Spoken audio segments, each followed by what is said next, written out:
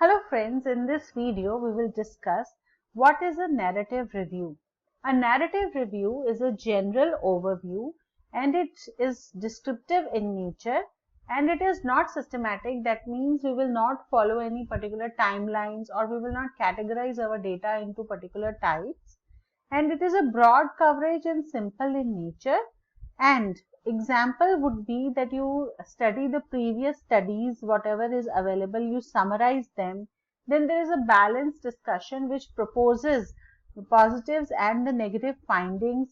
And we do not follow any rigid method like in a systematic review, but here we are more general and more we are trying to get a balanced description of whatever we have studied into positives, negatives, pros and cons, a comparison of the benefits and the harms on a particular subject. Like if we take a title like the impact of social media on student learning and academic performance, then in this we will give both the plus points and the negative points, and that would summarize the narrative review.